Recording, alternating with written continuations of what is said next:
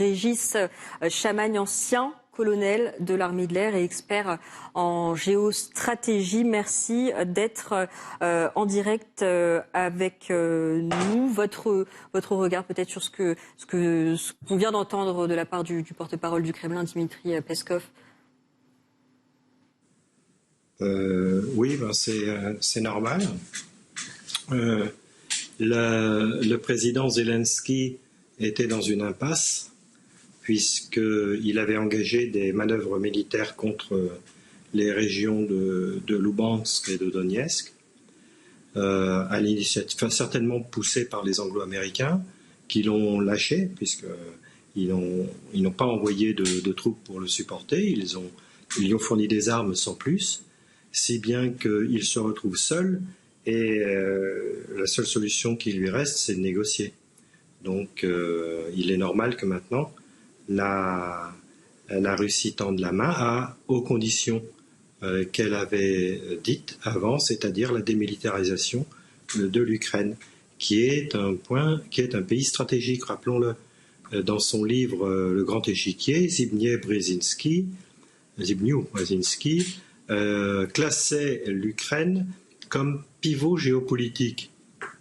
C'est un pays frontalier de la Russie, donc très important dans la stratégie américaine d'encerclement de la Russie depuis la chute de l'URSS. Et donc la stratégie américaine vise à encercler la Russie et pour la faire disparaître finalement. Elle y a presque réussi sous les années Yeltsin. Et puis la Russie s'est redressée et il est évident que pour la Russie, l'Ukraine est un pays stratégique qui ne doit en aucun cas entrer dans l'OTAN, c'est-à-dire dans une organisation hostile. Donc ce qui se passe est normal. Les déclarations du porte-parole du Kremlin sont tout à fait légitimes.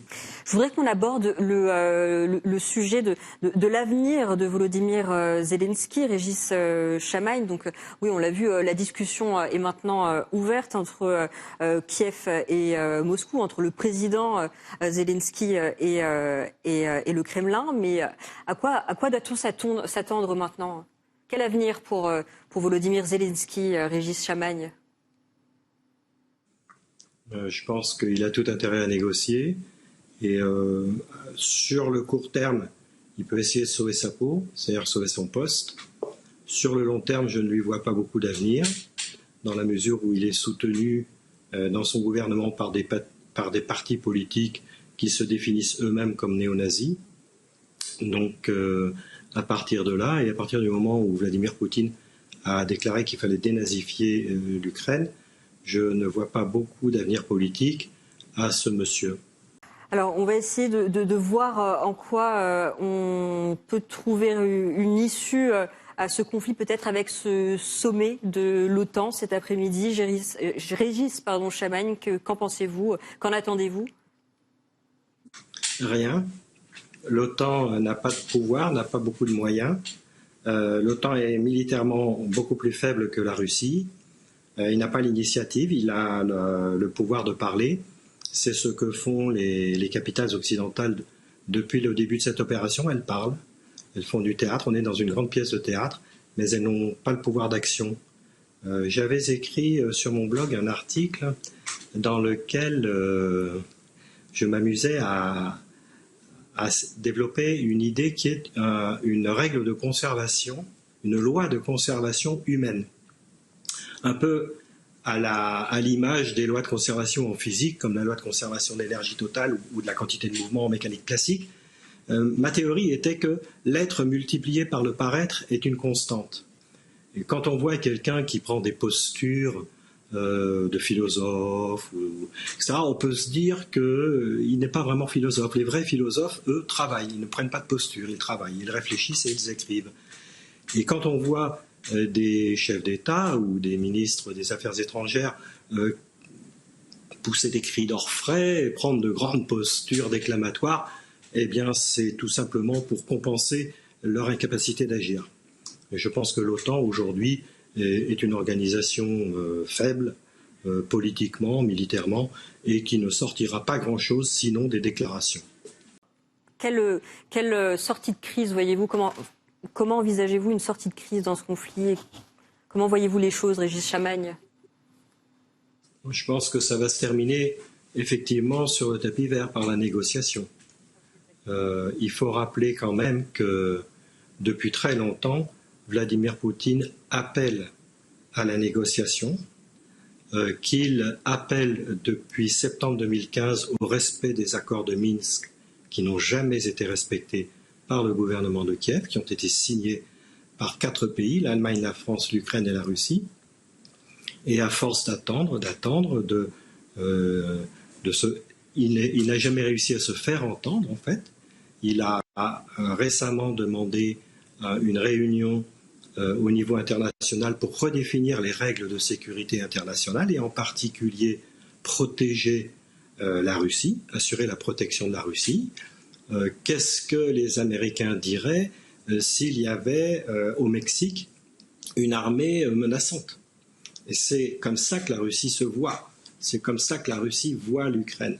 Elle voit en l'Ukraine, avec le gouvernement ukrainien actuel et le soutien derrière des Anglo-Américains et de l'OTAN qui envoient des armes et des armes et des armes, elle voit une menace et elle a bien raison de ressentir cette menace. À sa place, on ferait pareil. D'autant qu'il y a eu au préalable des déstabilisations de l'Ukraine, deux révolutions de couleur, rappelons-le, dont la dernière en 2014. Il y a eu des révolutions de couleur en Géorgie, dans les pays au sud de la Russie. Et donc, on sent bien, à travers toutes ces manœuvres, que la Russie, légitimement, se sent menacée. Donc, après cette opération, je pense que Vladimir Poutine négociera avec Zelensky, le président ukrainien, et certainement avec les États-Unis aussi, parce que ce sont les États-Unis qui sont derrière l'offensive ukrainienne dans le Donbass, rappelons-le, hein. Les accords de Minsk n'ont pas été respectés, l'armée ukrainienne a attaqué le Donbass qui était des républiques autonomes, et contrairement donc aux accords de Minsk, donc c'était les États-Unis qui étaient derrière cette opération, ils ont envoyé Zelensky au carton. Il va falloir négocier donc avec Zelensky et avec les États-Unis, et je pense que ça se terminera logiquement sur le tapis vert, et quand l'Ukraine aura été démilitarisée, de façon assez radicale, je dois l'avouer, par la destruction de toutes ses infrastructures militaires, eh bien, Vladimir Poutine sera en position de force pour négocier, et ça devrait se terminer par une acceptation de la neutralité de l'Ukraine. Régis Chamagne, votre réaction à ces propos de Recep Tayyip Erdogan? Oui, alors là, la politique menée par Erdogan depuis très longtemps est ambiguë. On a l'impression qu'il veut un peu le beurre et l'argent du beurre. Il ne sait pas trop où se situer. Il avait commencé un rapprochement avec l'Organisation de coopération de Shanghai il y a en 2014, je crois. Et puis, juste après, il a participé à la coalition contre le Yémen. Donc, du coup, il s'est écarté de cette coopération, de cette organisation. Les Russes l'ont sauvé d'un coup d'État, d'une tentative de coup d'État. Mais après, il a joué un mauvais tour aux Russes. Donc, bon, Erdogan, il est un peu, comme son pays l'est géographiquement, entre l'Orient et l'Occident. Et on a l'impression qu'il a un peu du mal à se situer. Il doit prendre en compte l'autorité de la Russie, parce que la sécurité de la Turquie dépend en partie de la Russie.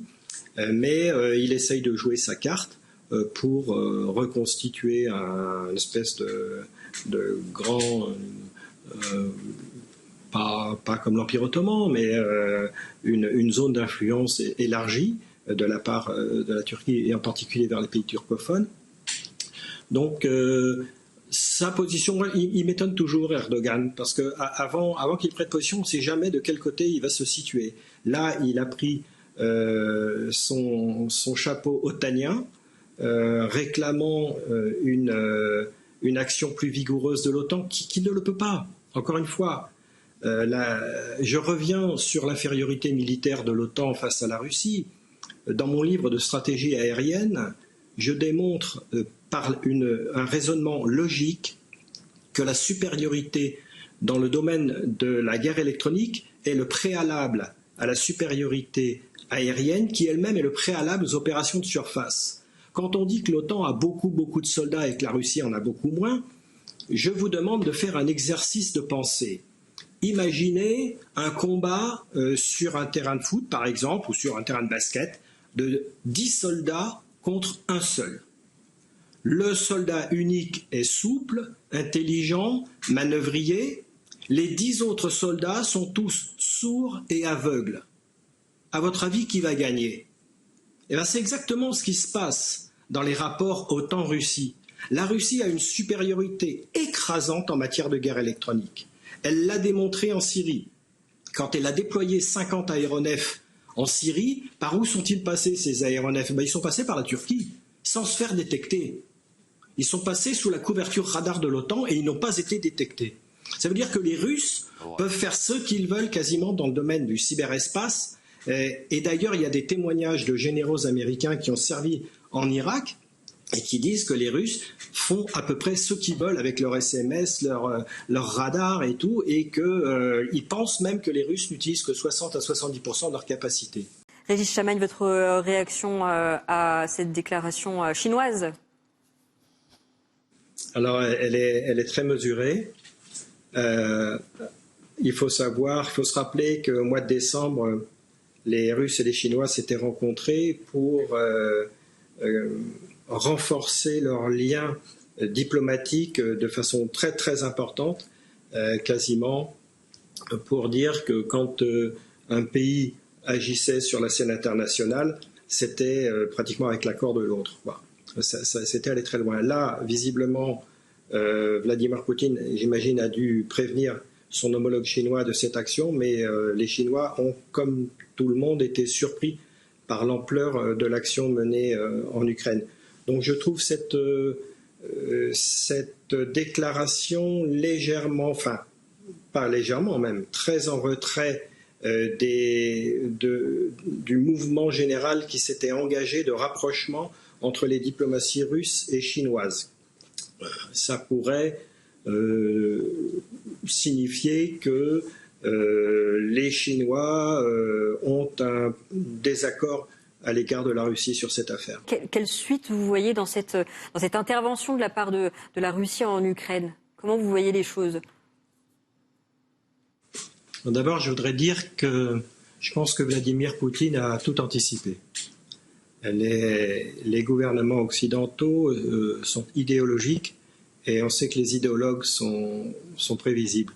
Donc je pense qu'il a anticipé les réactions qui se passent aujourd'hui et qu'il a anticipé les possibilités d'action et les actions possibles de l'Occident, en particulier les sanctions.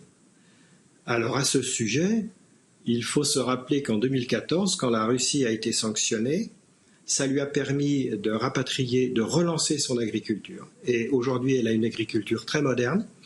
Elle était importatrice en 2014. Aujourd'hui, elle est exportatrice de blé, de céréales.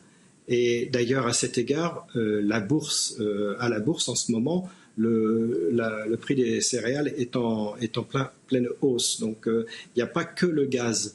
La Russie n'a pas que le gaz comme levier d'action, elle a aussi les céréales. Donc, aujourd'hui, la Russie, à part les sanctions financières contre des individus russes, la Russie n'a pas grand-chose à craindre des sanctions. Elle est autonome sur le plan énergétique, elle est autonome sur le plan alimentaire. C'est une puissance industrielle en plein développement. D'ailleurs, elle manque de main-d'œuvre.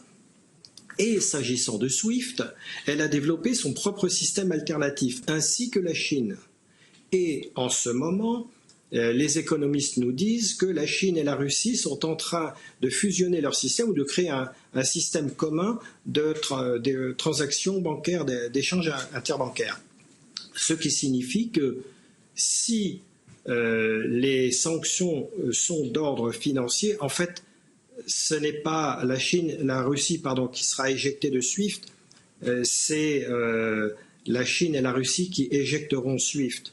Parce que dans un futur, si on voit sur le long terme, La majorité des échanges concrets se font entre la Chine, qui est dite l'usine du monde, et beaucoup d'autres pays d'Afrique, d'Amérique du Sud, etc.